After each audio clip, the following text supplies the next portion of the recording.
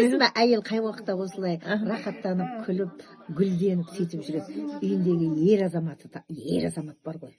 Сол кезде ғана әйелдер өсіп жүреді. Егер ер азамат дұрыс болмағанда тоз шығып кететін еді бұны. Сөйлеуге әлі келмейтін еді. Бүйтіп рахаттанып отырмайтын еді.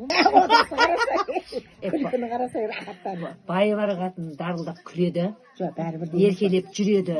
Жоқ, бәрібір дейміз ғой.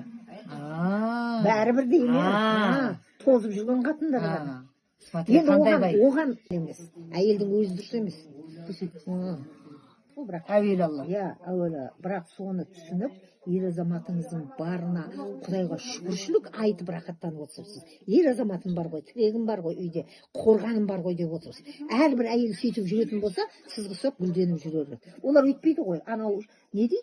Үйдегі жаңағы жатып алады, арақ ішіп сөйлейді, бірдеме дейді, андай тамақ сұрайды, андай бүйтеді. Сонымен бүйтіп жүрген қатындар көп. Сіз құсап ойбай демейсің ба? Шапкасы қисайып, есігімнің алдында күйеуім жүр ғой менің деп. Әйелде екі жол бар ғой.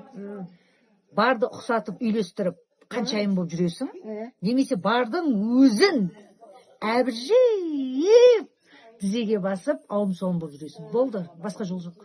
Үйде патша жатқанда диванда қаншайым құсап жүре береді.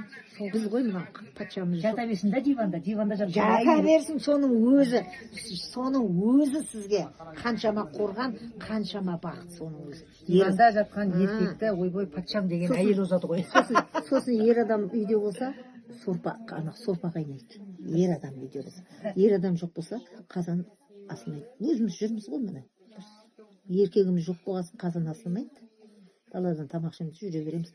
Сізді обязательно даладан тойып барсаң да, қазаның обязательно асылады. Бір шырыз болмай қалай? Вот еркек отырған жерде. Екі пиязды қуырып, еркек отырған жерде. бір картопты жарты етіп берсең де, ол әйтеуір қазан қайнайды. Ал еркегің жоқ болса, оның бәрін істей алмас еді. Соны түсіну керек те, соны түсініп құрметтей білсең еркекті, еркек те саған жылы қарайды. Қабағың түйіп, қабағың қатты түйіп жүрсең не болады? Ол үйде балада байда отырғысы келмейді. Маңдайы тырыстырып.